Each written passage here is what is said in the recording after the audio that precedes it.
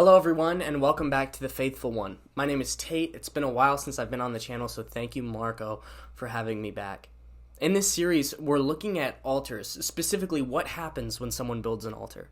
And so the altar that I chose to talk about was the altar that Joshua built after the Israelites crossed over the Jordan River. A little bit about myself. So I live in Ohio near everyone else who's on the channel, but I'm actually a college student who goes to school down at Pensacola Christian College. While I was at school, my mom mailed me this Santa Claus Lego set.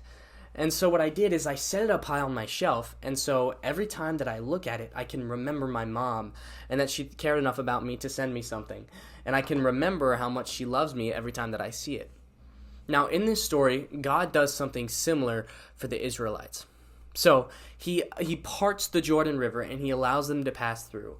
And the priests who were holding the Ark of the Covenant stood in the middle on dry land while everyone passed over. And once all of the Israelites had passed over, God spoke to Joshua, and he specifically instructed him to choose 12 men, each of them to grab a stone, and to build an altar out of those stones where the priests stood on the dry ground in the middle of the river.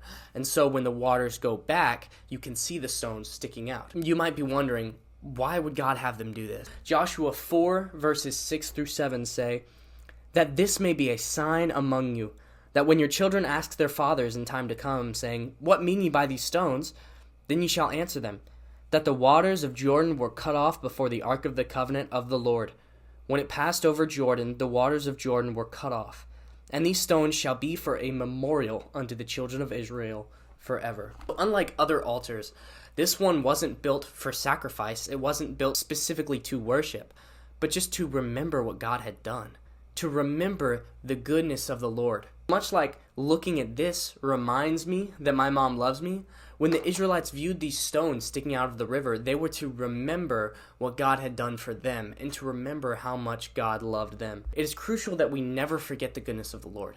It's important that we always keep our mind focused on what God has done, how good God is. It's what he instructed the Israelites to do, and it's what he instructs us to do. We are to remember what God has done. We are to remember his goodness. So maybe we should take a page out of the Israelites' book. Maybe we should set aside a memorial, something specific to remind us the goodness of the Lord, to remind us what all God has done for us and how much he loves us.